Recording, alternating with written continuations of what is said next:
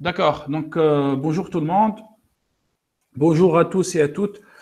Aujourd'hui, on va commencer, c'est-à-dire notre dernière séance de machine learning.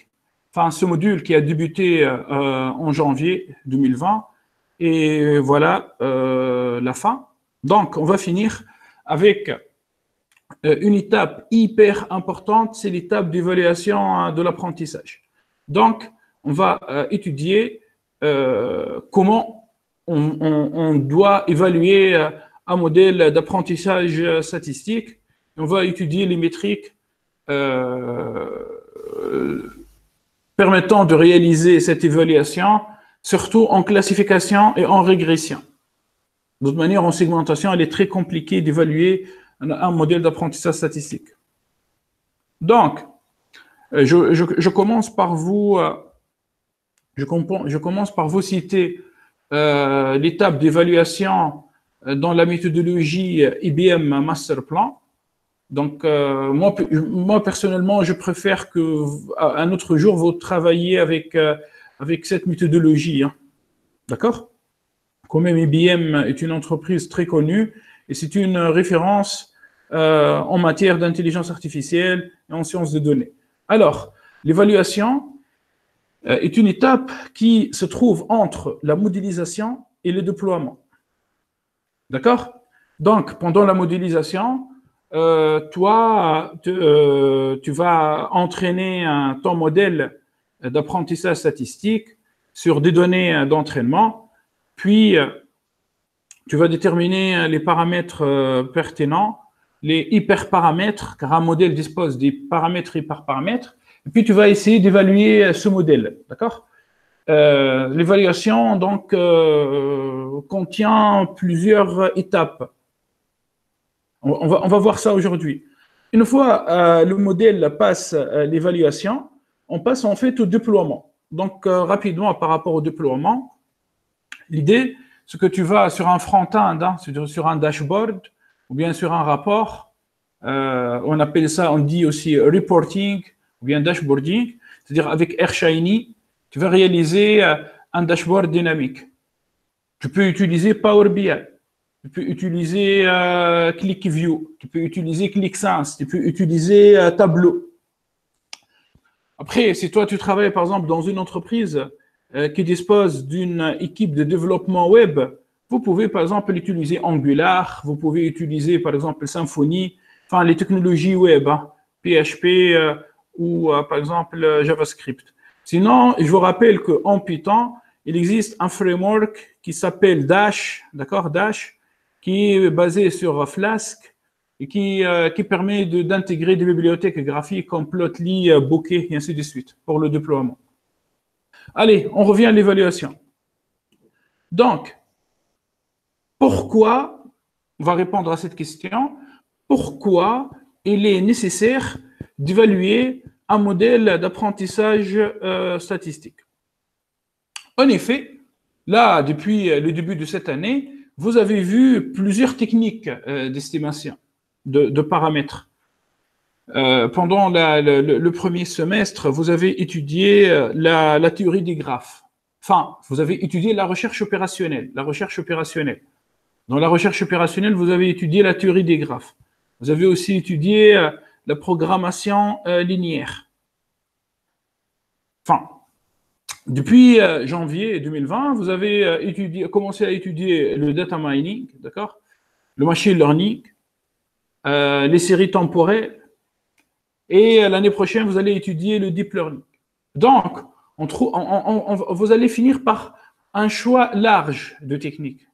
Question, quelle technique choisir parmi ces techniques pour résoudre un problème? Sinon, dans chaque technique, on trouve plusieurs algorithmes. Par exemple, quand on dit programmation linéaire, on trouve l'algorithme simplex, c'est un algorithme d'optimisation. On trouve aussi, par exemple, un algorithme qui s'appelle les points intérieurs. D'accord? Voilà, les points intérieurs.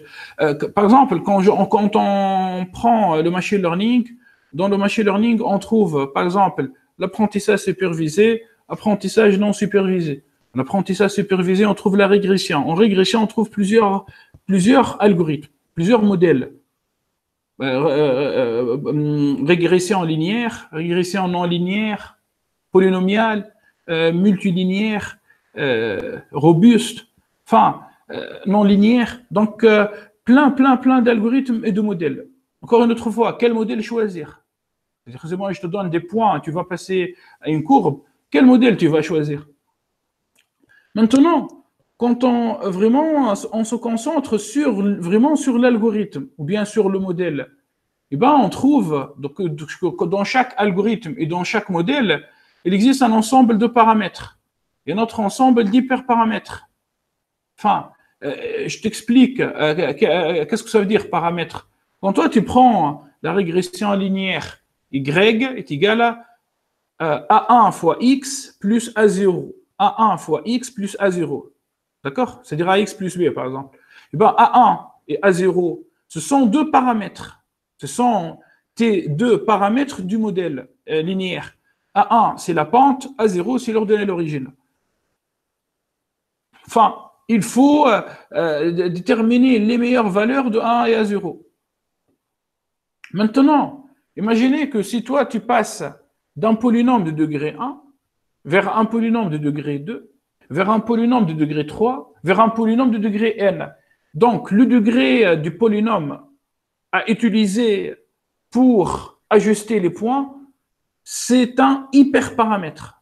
Attention, ce n'est pas un paramètre. Les paramètres en régression, par exemple linéaire, régression linéaire et polynomiale, sont les coefficients du polynôme. A0, A1, A2, A3, A4, pour un polynôme de degré 4. Ou jusqu'à n pour un polynôme de degré n. Par contre, le degré du polynôme, c'est un hyperparamètre. C'est-à-dire, on doit fixer ça a priori. Je te donne un autre exemple. Quand tu prends, toi, l'algorithme K-means, l'algorithme K-means, le nombre de groupes, ce n'est pas un paramètre, c'est un hyperparamètre. C'est-à-dire, il faut fixer ce paramètre a priori. La distance choisie, la distance qu'on doit utiliser pour réaliser l'algorithme K-means, la segmentation, distance euclidienne ou bien distance de Manhattan, c'est un hyperparamètre. D'accord? Voilà. Enfin, les choses se compliquent pour toi. Donc, plein d'algorithmes, plein de modèles, plein de techniques, plein de stratégies, plein de paramètres, d'hyperparamètres. Comment choisir le meilleur algorithme ou bien le meilleur modèle? Comment choisir les meilleurs paramètres? Comment choisir les meilleurs hyperparamètres? Voilà, il est nécessaire, voilà pourquoi on a besoin d'une évaluation des modèles d'apprentissage. Donc, on va commencer en fait par ce fait vraiment intéressant. Un bon modèle est un modèle ayant un taux d'erreur faible pendant l'étape de généralisation. Enfin, je reviens à la méthodologie IBM Masterplan. Toi, dans la modélisation, tu vas appliquer ton modèle sur des données d'entraînement. Tu vas entraîner ton modèle sur des données d'entraînement. Et puis, tu vas tester ton modèle pendant l'évaluation sur des données test. Donc, la généralisation, on la trouve vraiment dans la partie feedback, dans l'étape feedback client. Et là, on finit par la vraie évaluation. Car tu vas sortir ton modèle à la vraie vie et ton modèle entraîné va rencontrer des vraies données. Et ça, c'est la réalité. Donc, quand est-ce que tu vas me dire que ton modèle fonctionne correctement? Personnellement, je pense, c'est la réalité, que quand ton modèle généralise correctement pendant la partie feedback client, ici, généralisation. Donc, quand ici le modèle se trompe moins, ça veut dire que le modèle est un bon modèle. Un bon modèle est un modèle ayant un taux d'erreur faible pendant l'étape de généralisation. Alors, l'évaluation des performances d'un algorithme est une étape indispensable avant son déploiement. Bon, ça c'est normal, hein. Sinon, on ne déploie pas, car on va perdre de l'argent, on ne déploie pas un algorithme qui n'est pas très performant. Un algorithme ou bien un modèle. il est absolument nécessaire de savoir évaluer ces modèles sur le lot des données pour éviter l'overfitting, le surapprentissage. Car si pendant la partie modélisation, pendant l'étape de modélisation, tu tombes dans l'overfitting, après dans l'évaluation sur les données tests ou bien pendant le feedback, les performances de ton modèle vont se dégrader. Il existe en fait plusieurs critères d'évaluation. J'ai essayé de les synthétiser en 3 points. Premier critère, la compréhensibilité du modèle. C'est-à-dire, on va évaluer le modèle selon son interprétation, son interprétabilité. D'accord? Sa compréhensibilité. On va évaluer le modèle selon sa qualité par rapport à des nouvelles données.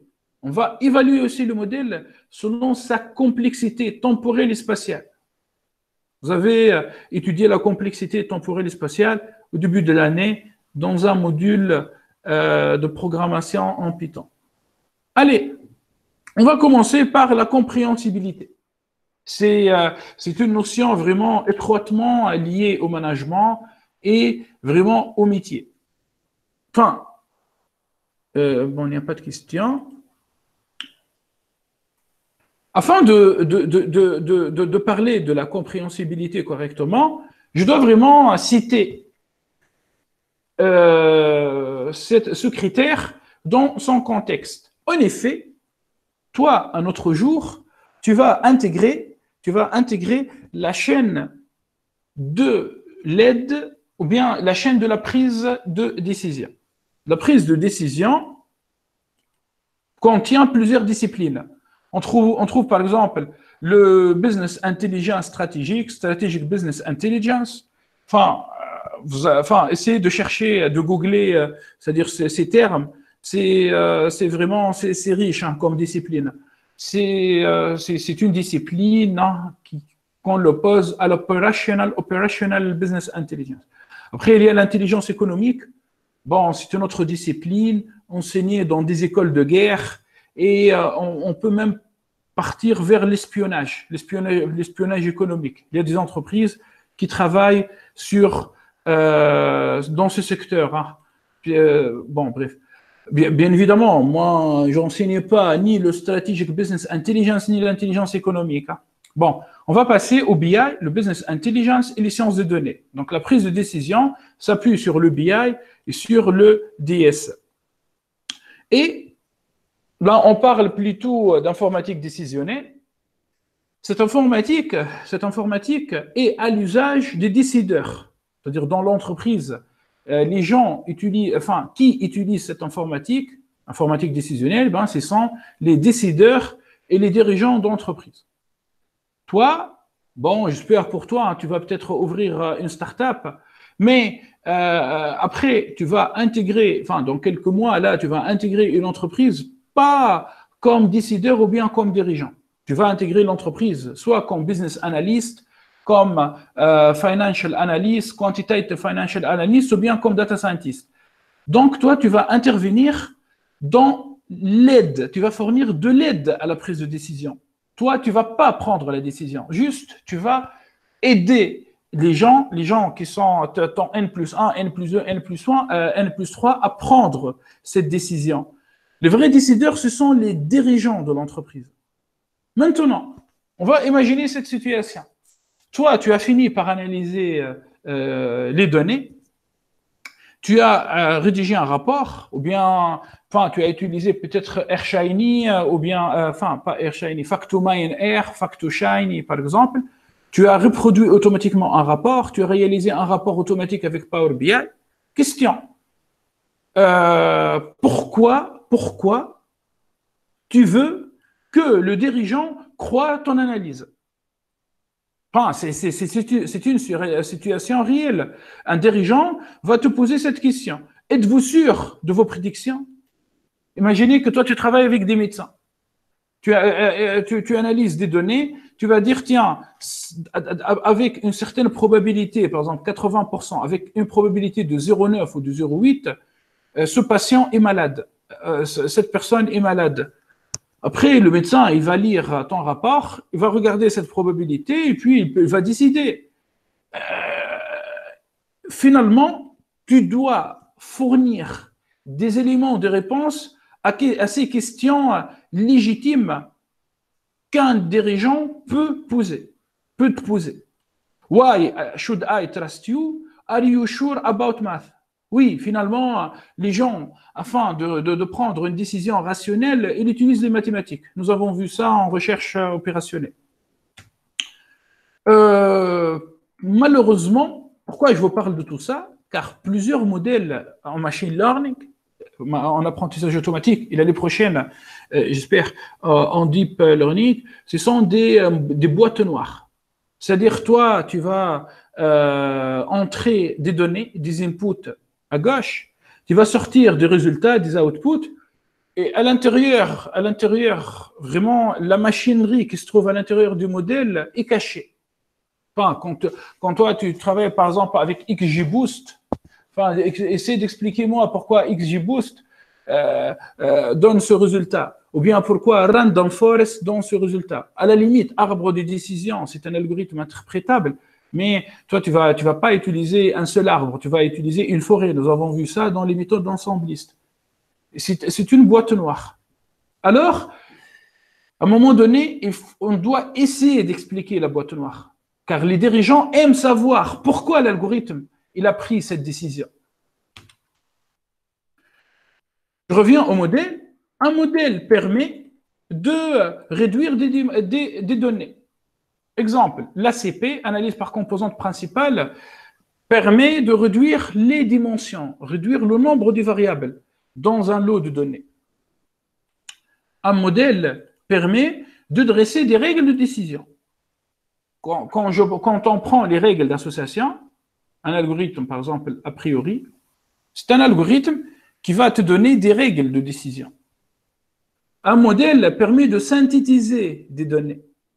Un algorithme permet d'exprimer une connaissance, de prédire le futur, bien évidemment, selon des données historiques.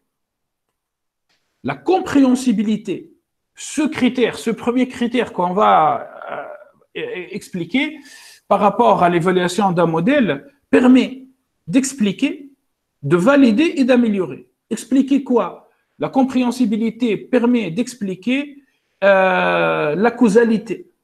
La causalité à l'intérieur du modèle. La causalité entre les causes qui ont poussé un modèle à prendre cette décision. Donc, on va essayer d'expliquer le résultat du modèle. Plus les résultats du modèle sont explicables, sont clairs, mieux c'est. On va mieux comprendre nos décisions, on va expliquer nos décisions aux décideurs. Maintenant, la compréhensibilité permet de réaliser une validation. Souvent, les data scientists et les business analysts ne sont pas des experts métiers. Toi, un autre jour, dans quelques mois, quand tu vas intégrer une entreprise pharmaceutique, je ne pense pas que tu auras, à l'instant T, à l'instant où tu intègres une entreprise pharmaceutique, je ne pense pas que tu auras des connaissances vraiment opérationnelles par rapport au domaine de cette entreprise. Enfin, tu vas apprendre. Et l'apprentissage va prendre du temps. N'oubliez pas que notre master est un master vraiment générique. En fait, c'est un master horizontal. On est en train d'analyser tout type de données. Vous allez terrer sur tout ce qui bouge et peut-être, vous aurez peut-être un penchant vers la finance par rapport à votre background et par rapport en fait à quelques modules optionnels. Vraiment, on analyse les données financières, mais vous restez horizontal. Donc, toi, tu ne seras pas expert en fait d'un domaine métier. Donc, à un moment donné, quand toi, tu vas me sortir des résultats, en fait, des résultats de segmentation en retail business, en vente en détail, personne ne va croire à tes résultats. Tu dois confronter ces résultats, c'est-à-dire ces groupes, à l'avis d'un expert, de quelqu'un qui travaille dans cette entreprise, par exemple, qui a travaillé pendant cette entreprise pendant 10 ans et qui connaît les clients de cette entreprise. Alors, la validation des résultats par un vrai expert métier évalue la pertinence de l'expertise. Je te rappelle, nous, en apprentissage automatique et en apprentissage profond, l'expertise, notre expertise sort des données. C'est-à-dire, on va prendre un modèle, on va donner des données à ce modèle, le modèle va apprendre à partir de ces données. Le modèle devient expert à partir de ces données, et non pas à partir d'une expérience historique qui a duré pendant des années. C'est clair? À un moment donné, quand on comprend le résultat du modèle, quand on comprend le modèle, quand le modèle est interprétable, on peut en fait réaliser et faciliter cette validation. C'est clair? Un médecin, imagine, toi tu travailles avec des médecins, un médecin a envie vraiment de comprendre pourquoi le modèle il a décidé, il a réalisé cette décision, et il va valider l'expertise du modèle. Car c'est le médecin qui va prendre la décision en médecine, c'est pas toi. Voilà. Sinon, la compréhensibilité permet aussi d'améliorer le processus. En effet, un modèle interprétable facilite l'intervention de l'expert métier pour ajuster les paramètres et les hyperparamètres. C'est-à-dire, à un moment donné, l'expert métier va te dire, bon, je te donne l'exemple des jus d'orange de l'autre fois. Il va te dire, attention, le pH ne peut pas dépasser 7. C'est-à-dire, un expert métier, c'est un chimiste, sera un chimiste, par exemple. Il va te dire, le pH, dans le cas d'un jus d'orange, ne peut pas dépasser 7. Un pH et un jus d'orange est souvent est une solution acide. Donc, son pH est inférieur à 7. Imagine si toi, peut-être, tu vas fixer des valeurs de pH supérieures à 7. C'est clair? Bien évidemment, en attendant que toi, tu sois vraiment expert métier. Alors, la compréhensibilité du modèle valide sa robustesse, ok, et permet d'adopter le modèle pour automatiser la prise de décision. Bon, à partir du slide numéro 10, je commence à te donner les résultats de ce critère. Qu'est-ce que ça veut dire? Appliquer ou bien réaliser une étude de compréhensibilité sur un modèle d'apprentissage. Tu vas finir, par exemple, par cette fonction. Oui, c'est une fonction en fait mathématique assez compliquée. On trouve ici à peu près 48 variables, hein, x48. On commence à partir de x1 jusqu'à x48. Et on trouve que chaque variable possède un poids. Donc, après, tu vas me demander comment on peut sortir ce résultat. Je vais te montrer les modules qui permettent de faire ça, les modules Python après. Bon, je pense que si tu arrives à exprimer une fonction de cette manière, ça te permet de comprendre, par exemple, les coefficients, enfin, l'importance d'une variable par rapport à une autre variable. Je passe. La compréhensibilité d'un modèle, par exemple, en classification, se présente sous cette forme. Des règles de décision. Si, alors, rappelez-vous de notre règle de décision déduite quand on a étudié l'arbre de décision.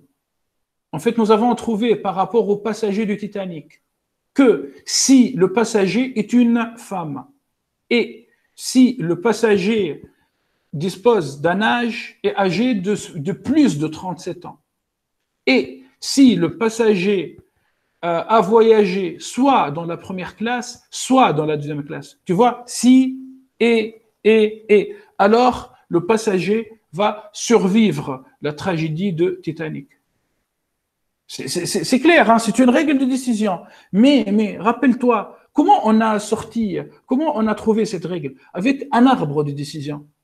Maintenant, est-ce qu'il est possible de dresser des règles faciles comme ça, comme celle-là, avec une forêt aléatoire, avec un algorithme XGBoost, avec un algorithme de deep learning, ANN, CNN, RNN? C'est assez compliqué, hein. Je passe. Par exemple, en traitement d'image, je donne cette image au modèle. L'image contient un chien, contient un chat. Le modèle va classifier cette image comme une image contenant un chien et un chat. Enfin, toi, tu as envie de savoir pourquoi. Il existe en fait des modules en Python permettant de t'expliquer. Par exemple, là, on voit au milieu de l'image que le modèle accorde une importance importante, une importance vraiment plus importante au nez du chien. Tu vois? C'est-à-dire le nez du chien permet de le distinguer par rapport au chat. Enfin, ça, c'est bien sûr, c'est d'après les modèles de classification d'images. Non, mais je passe maintenant à un exemple peut-être plus facile pour vous. Rappelez-vous des fleurs, c'est-à-dire l'ensemble des données iris, contenant les trois fleurs, Setosa, versicolor et virginica. Imaginons, hein, on prend une observation statistique, c'est-à-dire une ligne, et le modèle de classification, il classe cette observation comme Setosa, avec une probabilité égale à 1. Voilà, ici en bleu. Ça va, il n'y a pas de question. Là, en bleu, hein, c'est un Setosa, c'est une fleur Setosa. Toi, tu as envie de savoir pourquoi le modèle, il a classé cette observation comme Setosa. Bien sûr, dans l'ensemble des données, il existe 4 variables, hein. C'est-à-dire les largeurs des pétales et de sépales et les longueurs aussi. Quand tu appliques, quand tu fais correctement la compréhensibilité de ton modèle, eh ben, tu vas remarquer que c'est la longueur des pétales et la largeur des pétales qui ont permis au modèle de classer l'observation statistique comme Setosa. C'est clair, hein? Tu vois, ça permet vraiment de classer les variables selon leur importance. Par exemple, ici, nous avons deux catégories, edible et poisonous, enfin deux catégories, enfin une catégorie en bleu et une autre catégorie en jaune. Le modèle, en fait, là, il a classé l'observation comme la catégorie jaune, avec une probabilité d'égale à 1. Toi, tu veux savoir quelles sont les variables sur lesquelles le modèle s'est basé pour réaliser cette classification. Tu appliques un modèle de compréhensibilité. OK? Je vais te montrer ce modèle et finalement, tu vois les variables. Par exemple, cette variable. Enfin, les variables jaunes permettent de classer une observation selon la catégorie jaune. Et la variable bleue selon la classe bleue. Je continue. Là, dans cette image, on trouve un chien et on trouve un chat. Qu'est-ce que ça veut dire comprendre le modèle? Ici, le modèle va te dire, à la fin de la journée, que l'image contient un chien et un chat. Tu vas me dire, pourquoi le modèle il a fait cette classification? En effet, le modèle s'est basé sur cette partie de l'image, tu vois, en rouge, pour dire que ce truc-là, ce machin-là, est un chien, et sur cette région verte, pour dire que cette image constitue un chat. Après, toi, tu vas comprendre mieux ton modèle. Donc, ça va se refléter où, cette compréhension meilleure? Ça va se refléter en fait pendant l'étape préparation des données. Donc, pendant la partie collecte des données, description des données et préparation des données, tu vas essayer de préparer des données de telle manière que tu améliores la représentation de l'information pour faciliter la tâche à ton modèle. Par exemple, là, le modèle n'a pas regardé le background, le fond de l'image, la partie en vert, pour dire que ça, c'est un chat et ça, c'est un chien. Allez, bon, ça, c'est en exclusivité pour vous. Là, je vous donne, pour l'instant, il existe au minimum 8 bibliothèques. Bien évidemment, en Python, hein. Toi, tu peux faire pip install, hein. Pip install lim, pip align, pip install shape, pip install AIX 360, ces frameworks, ou bien ces modules en Python, permettent de réaliser cette interprétation du modèle. D'accord? Bon, et je vais t'expliquer. Bon, regarde. Par exemple, là, tu prends. Regarde. Par exemple, là, tu cherches pour Lime. C'est un module qui se trouve sur GitHub. Enfin, tu peux l'installer, pip installe là. Et l'idée, en fait, consiste à appliquer, par exemple, bon, je prends un exemple. Regardez là. Regardez là. Par exemple, là, vous avez un texte. Enfin, nous avons en fait un texte. Regardez. Bon, j'agrandis un peu. Un texte.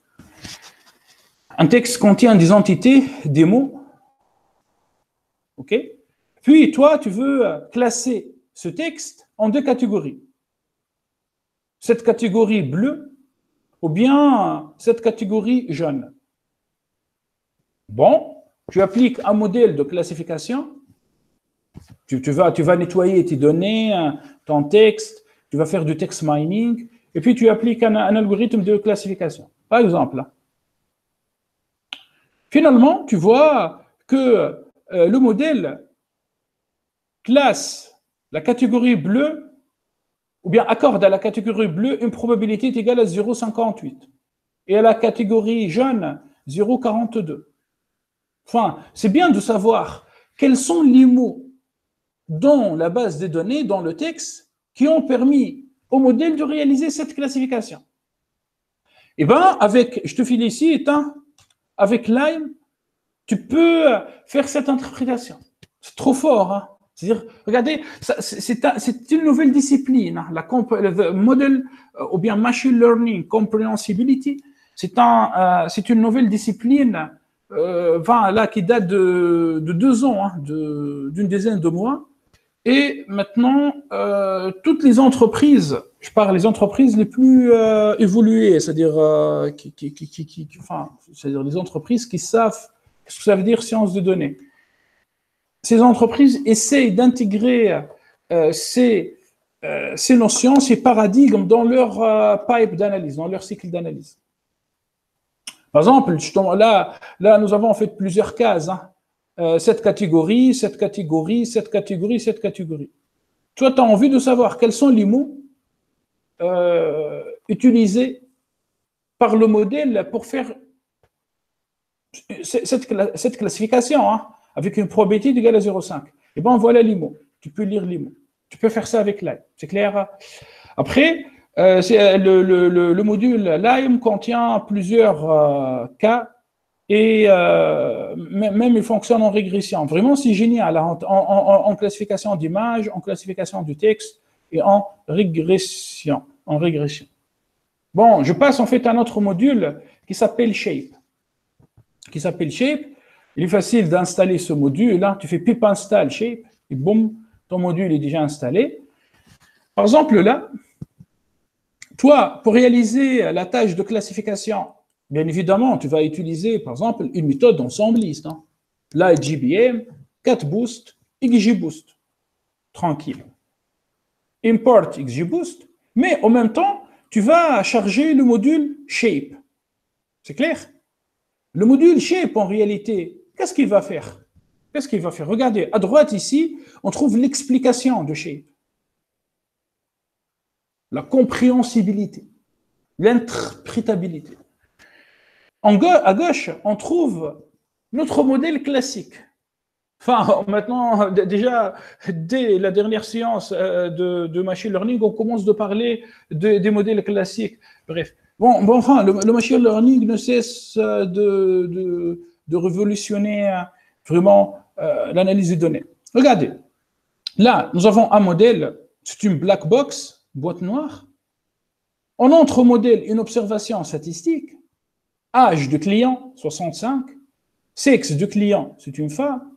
Par exemple, une variable quantitative, PB 180, une autre variable quantitative BMI 40, puis le modèle nous sort une probabilité. Il fait une classification de cette observation et il fournit une probabilité, 40%. Là, c'est clair et net, le modèle est une boîte noire. Enfin, essayez d'expliquer XGBoost. Je ne sais pas. Moi, je ne sais pas expliquer pourquoi XGBoost il a donné un tel résultat. Toi, qu'est-ce que tu fais? Boum, tu appliques Shape.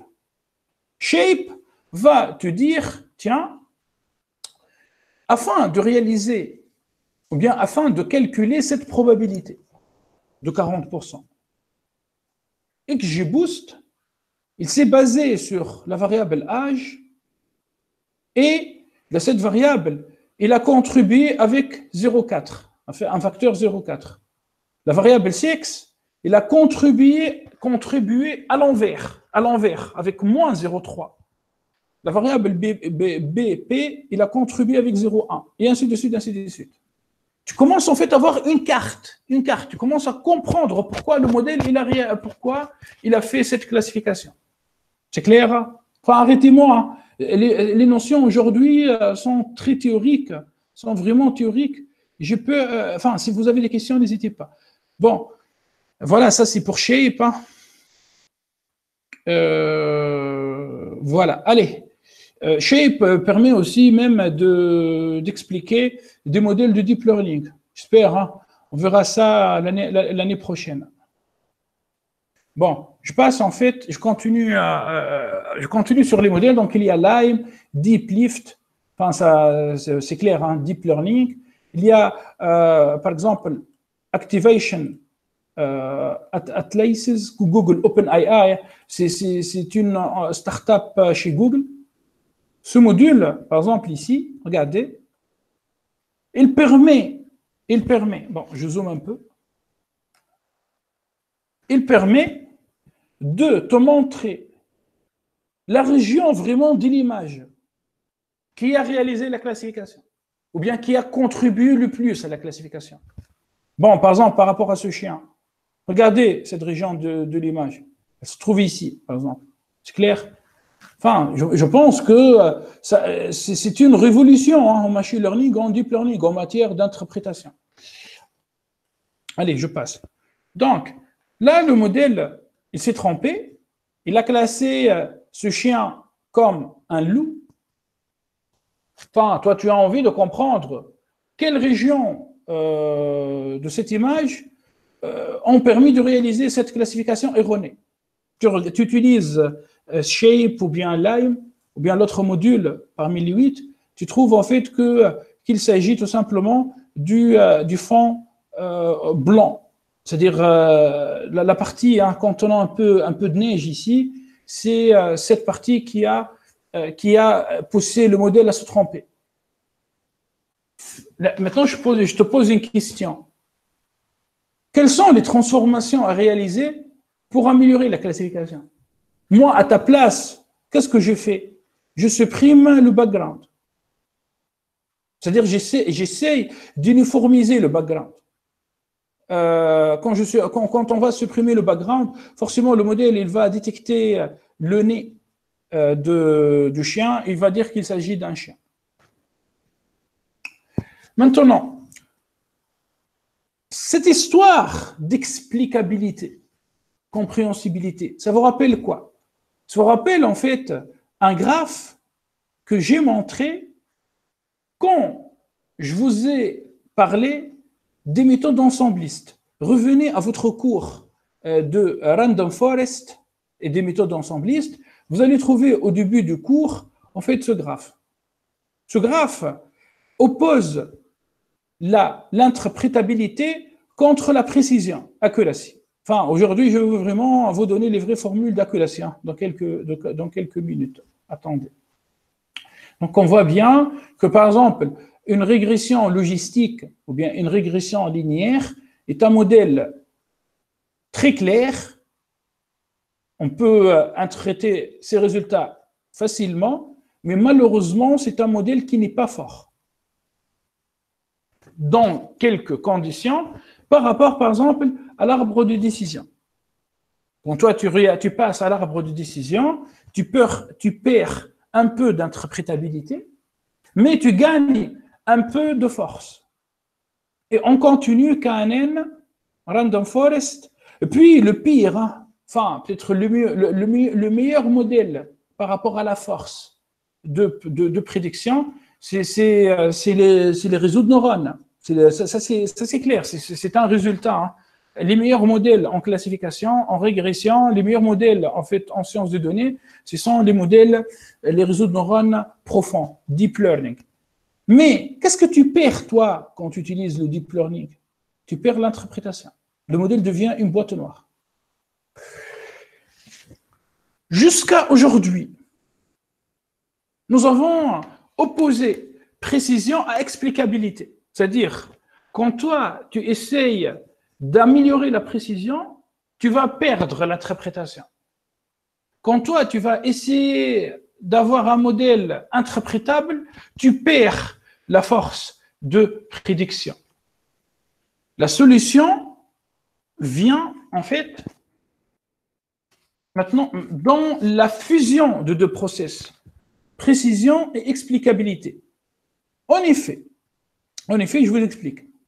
Avant, on prenait les données, on applique ces données sur un modèle d'apprentissage statistique, là en jaune, et le modèle d'apprentissage statistique réalise une prédiction.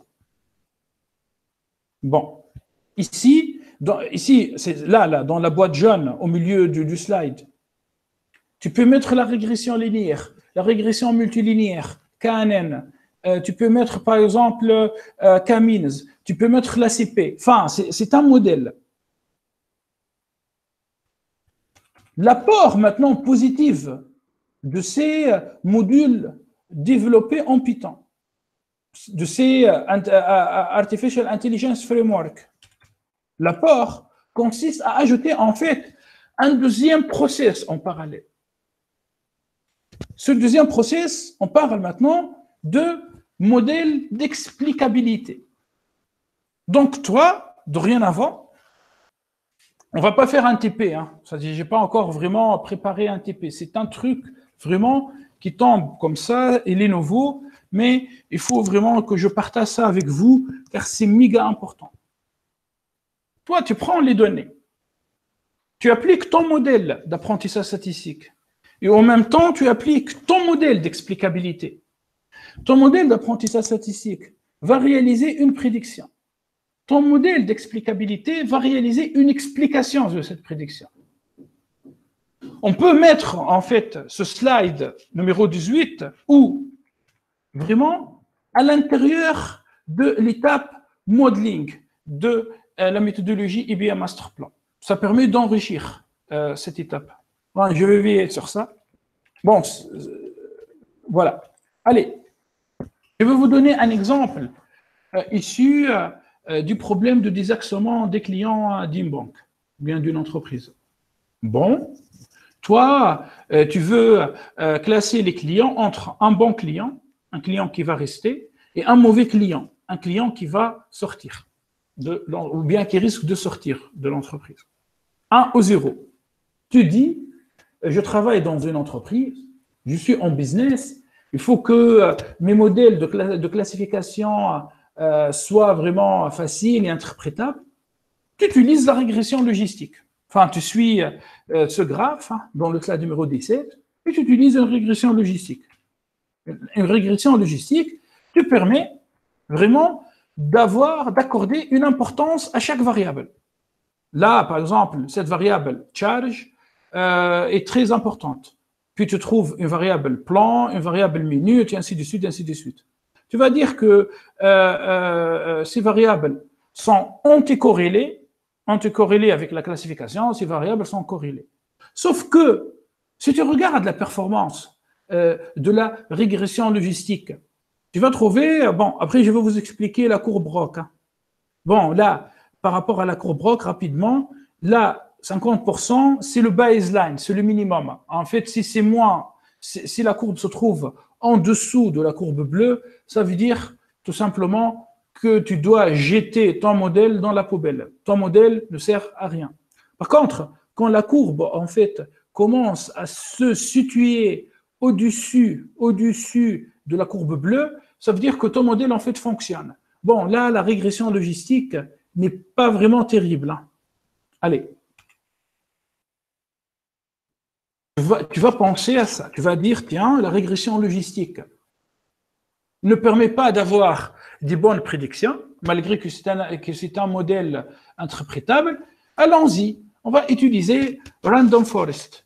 Bon, tu utilises Random Forest. Je vous ai montré pendant le cours de Random Forest que cet algorithme permet de classer les variables selon leur importance. Enfin, tu peux aller tu fais from scikit-learn.ensemble, import Random Forest Classifier, tu instancies la classe, et puis tu vas trouver un attribut qui s'appelle Feature Importances. À l'aide de Feature Importances, en fait, nous avons tracé ça. Et bien, tu trouves que tes variables, en fait, sont classées. Enfin, tu peux maintenant dire que cette variable est importante, cette variable est moins importante, cette variable est moins importante. Bon. Et tu vois qu'il existe, en fait, une amélioration drastique de ta classification. Regardez la courbe ROC d'une forêt aléatoire. Située très loin au-dessus de la courbe bleue. Bon, on continue.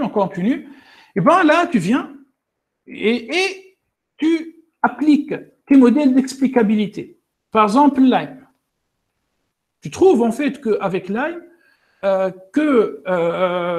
variable plan, par exemple, est une variable importante pour réaliser cette classification, mais tu trouves aussi en fait un pourcentage. Donc, afin de retenir un client, on obtient les variables bleues. Et la variable jaune est une variable qui est responsable en fait pour le churn du client, le désactionnement, pour que le client quitte l'entreprise. C'est très clair hein, avec Lime. Bon, avec Shape, on obtient ça aussi, hein, une échelle graduée, et on gradué en fait avec des coefficients, et chaque coefficient montre l'importance de la variable. Shape même permet de réaliser une segmentation sur les causes principales, par exemple d'attrition, dans le problème du désactionnement des clients. Voilà, ça c'était le slide numéro 25. Enfin, là, il n'y a pas de questions, c'est bon, tout est clair. Hein. C'est compliqué, hein, aujourd'hui, vraiment, c'est compliqué. B, allez. Ben, je finis, enfin, avant la pause, je vais parler pendant 1 minute. B, ok, Youssef. Ok. Allez, c'est bon. Là, nous avons fini avec la compréhensibilité. On va passer à un autre critère d'évaluation. Eh bien, la complexité spatiale et temporelle. Je t'explique qu'est-ce que ça veut dire complexité spatiale et temporelle. La complexité temporelle, tout simplement, c'est le nombre d'opérations élémentaires appliquées par ton modèle ou bien par ton algorithme afin de réaliser une classification ou bien une régression. Alors, plus le nombre de ces opérations élémentaires augmente, plus la durée d'entraînement sur ton processeur, sur ta carte graphique, augmente aussi. Maintenant, j'ai une question. Imagine, tu as un modèle A et un modèle B. Le modèle A, pour son entraînement, prend 10 minutes. Tu as 30 mégas de données, tu lances ton modèle, tu attends 30 minutes, tu obtiens le résultat. Le modèle B, ou bien le modèle numéro 2, prend 2 jours. Si on fixe ce critère d'évaluation, complexité temporelle, quel modèle tu vas choisir? 30 minutes ou 2 jours? Enfin, même si le modèle de 2 jours, il est plus performant. Mais n'oublie pas, mec, toi, tu es dans une entreprise. On veut du résultat immédiat. Bon, après, ça dépend du domaine. Voilà qu'est-ce que ça veut dire complexité temporelle. Toi, tu peux quantifier la complexité temporelle avec une fonction qui s'appelle time it. Une fonction qui s'appelle time it, pourcentage time it. Cette fonction permet de calculer le temps nécessaire de l'exécution sur les processeurs, sur les cartes graphiques, les GPU, et peut-être un autre jour, toi, tu vas travailler avec des TPU. Maintenant, la complexité spatiale, c'est l'espace mémoire occupé qui occupe tes données, soit dans la mémoire vive, RAM, ou bien en fait en disque. Imagine, toi, tu disposes de 30 gigas. Parce que tu vas analyser 30 gigas d'un coup sur ton PC, alors que ton PC dispose d'un espace mémoire vive de 6 gigas, de 8 gigas, de 16 gigas de RAM. Tu ne peux pas charger 40 gigas dans 6 gigas. Bon, il existe des solutions. Dask, Modin et Ray, il existe des solutions. Bon, c'est de l'ingénierie. Mais à cet égard, tu peux, en fait, afin d'étudier la complexité spatiale, tu peux utiliser un module en Python qui s'appelle Memory Profiler. C'est vraiment un profiler. Bon, je finis avec ça avant la pause. Je te montre Memory Profiler. Memory Profiler Python. Regardez. C'est un module hyper important. Hein. Enfin, tu peux l'installer avec Python, c'est facile. Pip install Memory Profiler. Pip install Memory Profiler. Et regarde, je prends une fonction, hein, def myFunction. Cette fonction, elle contient 4 lignes. Hein, un en-tête et 4 lignes. Tu vois, par exemple, que la ligne numéro 1 ici consomme 13,6 mégaoctets. La ligne numéro 2 consomme 166 mégaoctets. Après, si toi tu comprends ligne par ligne la consommation, c'est-à-dire de la mémoire, tu peux optimiser ton code. Voilà. Donc voilà par rapport en fait à la complexité spatiale et temporelle. Après la pause, on va passer à des choses lourdes. On va passer vraiment aux métriques. Hein, une métrique, donc là il y a un E. On va passer vraiment aux métriques utilisées en classification en régression. Allez, après la pause. Bye.